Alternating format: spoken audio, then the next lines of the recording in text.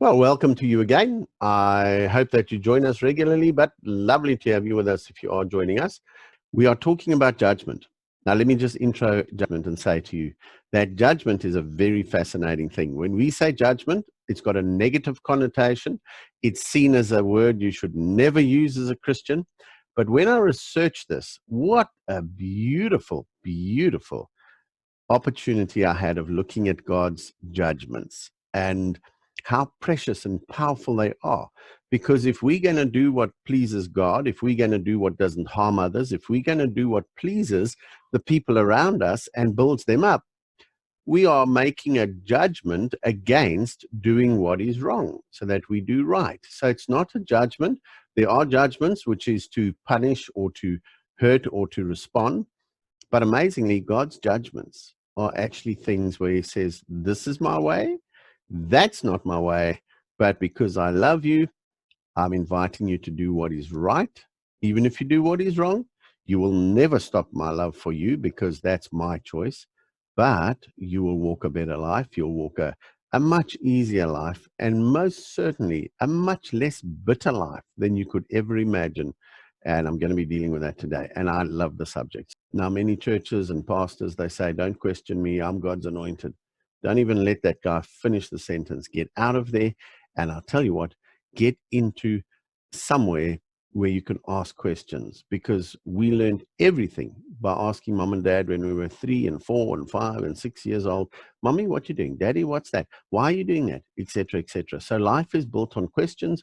And if God designed us that way to learn, let me tell you, he didn't stop it with the scriptures. So asking questions, but sadly, many pastors, many elders, deacons, whatever, are nowhere near as equipped on the simplicity of what I call rightly dividing the scriptures and the dispensation. So let's continue. What I want to do is get on with the aspect of the topic we're doing, and that is judgment. There is certainly something I want to do first, and that is that in order to go work through things, can I tell you that a concordance is a book that has every word in the Bible listed in a place that it's used, so you can take a word like judgment and you can look through the whole Bible and find out where it's used. Now, there's a lot of times judgment or judging or judge is used, but do you know, and this is most fascinating, that the Bible is its own dictionary in the sense that when it uses a biblical word, the first time it uses it on what they call first occurrence, normally it will give a description of that. Now, if you want to use your concordance and do an exercise, then look up the word the Most High. And you know what you're going to find? You're going to find that the Most High, it says the possessor of heaven and earth. In other words, the Most High is God. And what does God do? He owns the heaven and the earth. He's the possessor of the heaven and the earth. So it gives its own meaning. Anyway, it gives you a great feeling of the word and the principle, etc. But I want to say as we commence, and I'll throw that in there, if you don't have a concordance but you have a laptop, then one of the most astounding programs you can download, which is just a very good but general, it has the King James Bible on it. It has the King James Bible plus the Greek, and that is eSword, which is an electronic free download. So if you don't have it, try get it loaded. It's a beautiful tool to use to search the scriptures.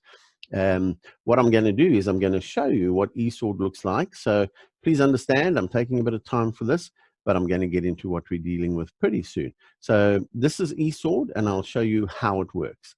And that is that eSword is actually something that is a Bible program. Now I've got it. There's a search. You can see I searched for the word enemy, and it's highlighted there. Now, how you get to use it will be of necessity that you spend that time. But in this case, I've chosen Paul's letters. I'm searching for all the words that I entered, and I entered enemy. And you know what happens? It'll tell you where the words are used, etc., etc. I was looking for Romans 12:20, and we're going to come to that just now. But then it's also got settings. I hope you can see the mouse. It's if you look at the top and follow it. you can also put it, and it's got a B, a C, a D, and an E. Now that stands for the Bible. If you press the B, it'll just give you the Bible. I'm going to get rid of my search here. But you'll see that on it, you've got a little thing like that is a search, but you can use Control S as a shortcut. So you've got a Bible that you can put on. You've got the concordance. Sometimes you can get commentaries there as well. Then you've got the dictionaries, and you'll see that if you use a word, it'll come up under these different people who have listed it. And the Webster is one of the best. It's the old Webster dictionary. Very, very lovely tool to use. But there's the Webster dictionary, and you can take a word, the name of a person in the Bible. It doesn't matter what it is. Let's look for a word here, and I'm going to use the word, okay, abash. And then it'll tell you abash, the Hebrew. It'll give you a pronunciation or something. To be confounded or ashamed. And then it says to make the spirits to fall, to cast down the countenance, to make ashamed, to confuse or confound, as by exiting suddenly a consciousness of guilt, error, inferiority, etc. But then when you press this one here, and again, my mouse, you follow my mouse, I press that one, and it'll give me the editors, which is the E there, editorial program. It'll give you the Bibles. And when I say Bibles, I only use King James Bible in these, the King James Plus, which gives you a Greek reference. So if you just move your mouse over it, it'll give you that.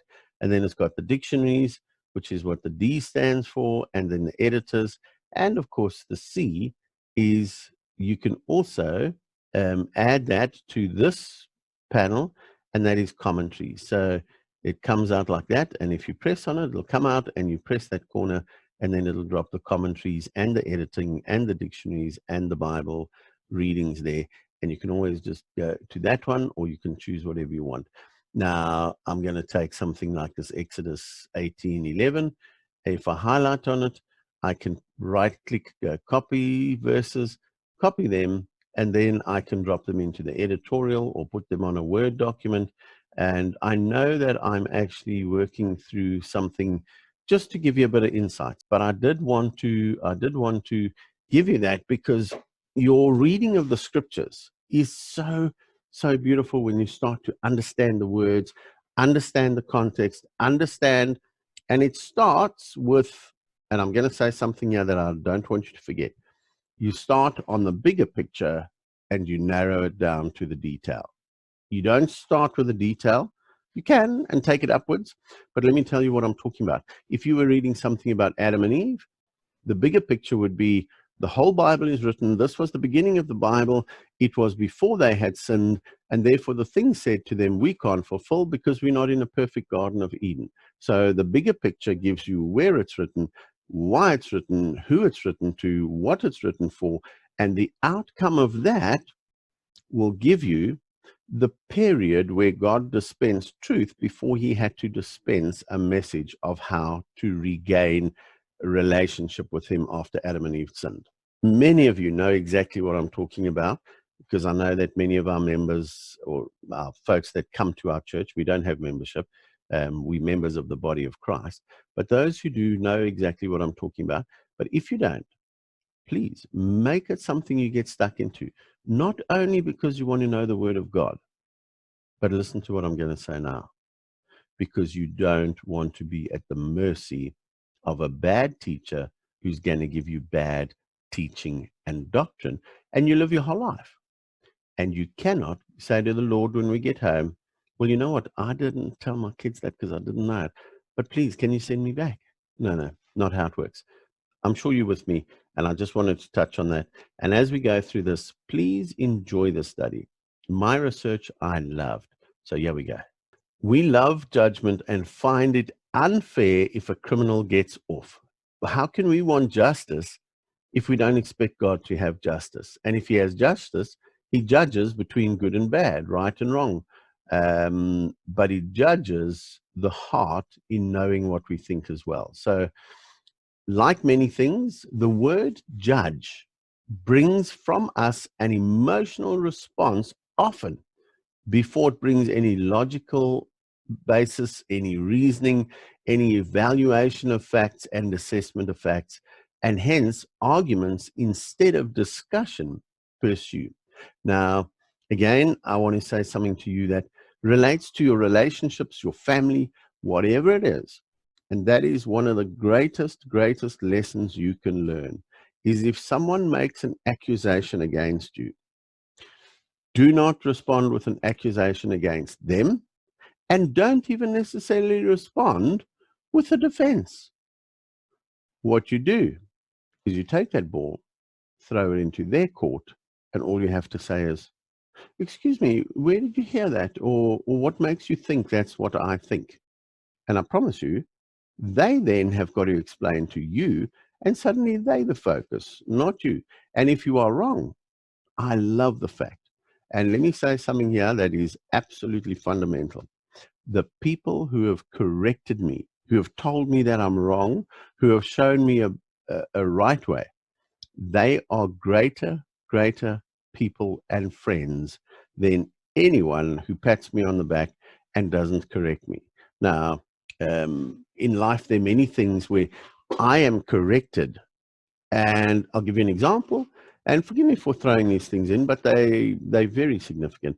And that is that when I counsel a couple, I will listen to the man, the wife, whatever, the child, the teenager, and the parent.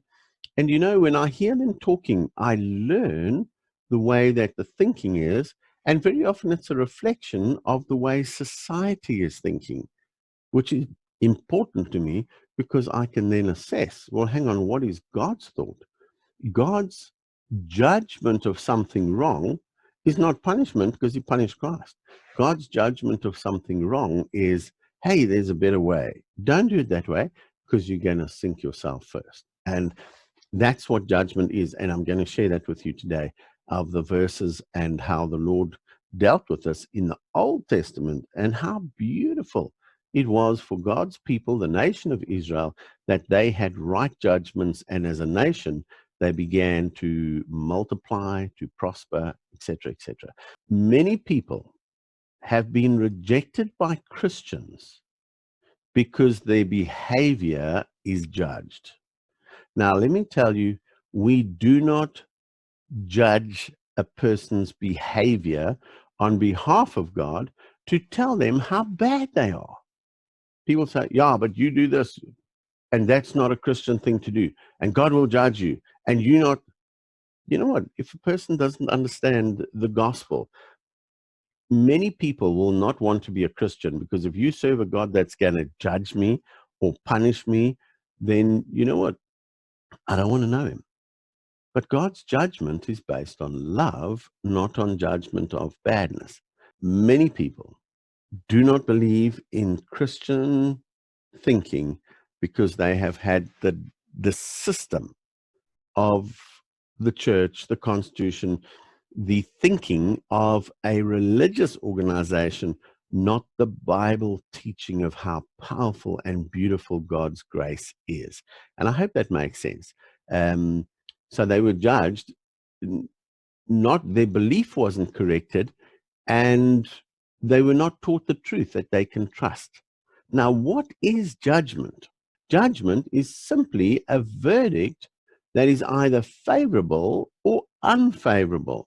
When I'm speeding down the road on my motorbike, which I've never done that I know of. Now, I hope that you're a good judge because you'd say, Paul, you're talking nonsense. But I ride superbikes that I get on demo to maybe organize a run.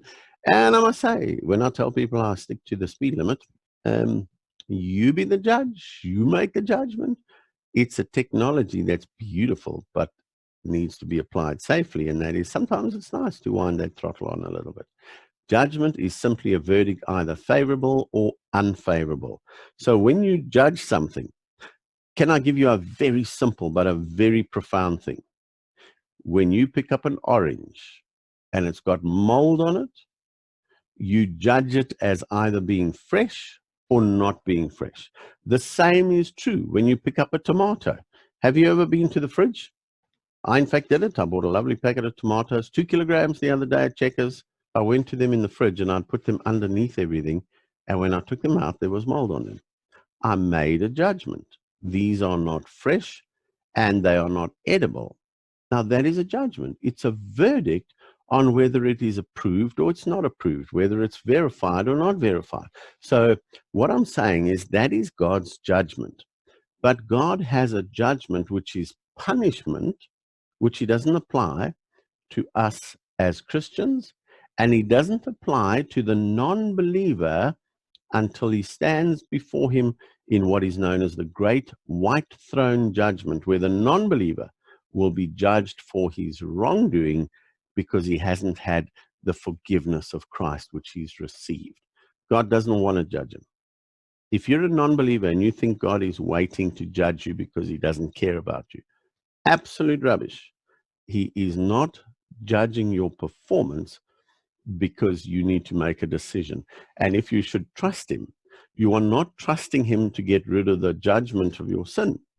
You are trusting Him because you've discovered how much He loves you, that He gave His Son in your and my place that we would be free. So let me say that that's what judgment comes down to in a little bit of a different way.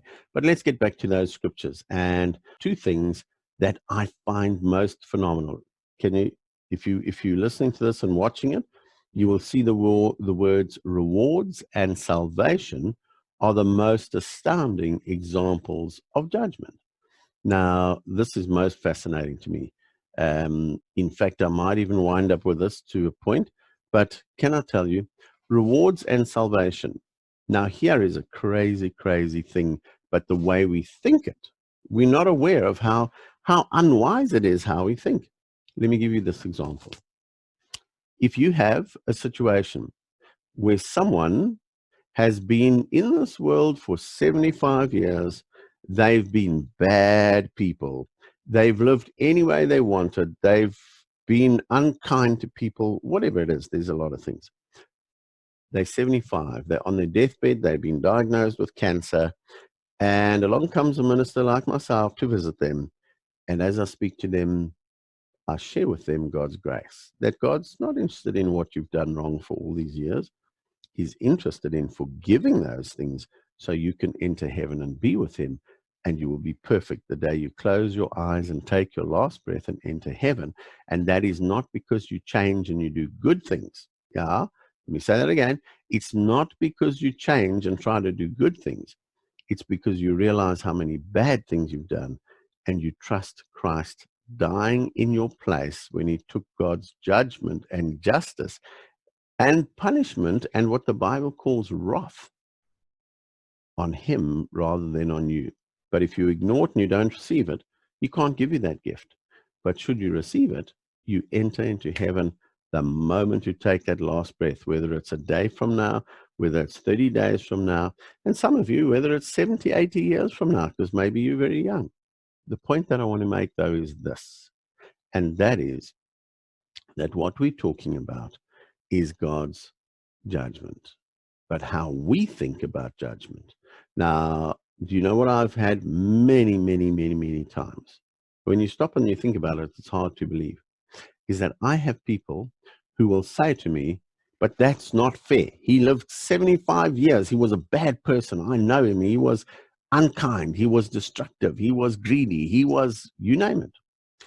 And you know what they say? That's not fair, because I've been a Christian and I've treated people well my whole life. Now, he's been bad his whole life. He believes, trusts Christ, and he's saved. That's not fair. No. Stop and think about that. Do you know what's fascinating? Is it isn't fair in the way we see it. But you know, the person who argues that is saying, I've served the Lord for 40 years. And what he's actually trying to imply, this has been a waste of time. I should have just lived until my last breath and then trusted Christ. No, the Christian life. And you know what? If you're living the right Christian life, I will make you a promise, a guaranteed promise. And you know what that is? If you live a life where you honor Christ and you love Him for His dying on our behalf, being buried, and rising again to tell us there's life after life, that 2,000 years on, you can prove it from factual evidence, then let me tell you, you've never wasted a minute. You've saved yourself many a pain, many a struggle, many a hardship, because he guided, he led us. His Holy Spirit within dwells us and teaches us his ways, which are his judgments on how to live the best life. Make sense? When you share the gospel and you share the word and you prepare for it, I promise you, the riches, the bubbling over of your heart for the glorious way that God should work in our lives. And he says, I'll give you my wisdom. Now, his wisdom is not the world's wisdom. It's not necessarily impressive to the non-believer, but you know that you're living with the right reasons behind the very breath you take. I hope that you're finding that. And if you're not, please don't leave it. You're robbing yourself of the peace, the joy, the love, the grace God can work. So may the Lord lead you as you go through some of these things. Get yourself a King James Bible, a concordance. If you've got a computer, get an eSword program and begin to search and discover. And amongst other things, dispensationally understanding the Bible, so you don't take an insight for the Jews and try and apply it and it doesn't work. Many people don't go to church because they were told things that are not true. The Lord bless you and thank you for listening.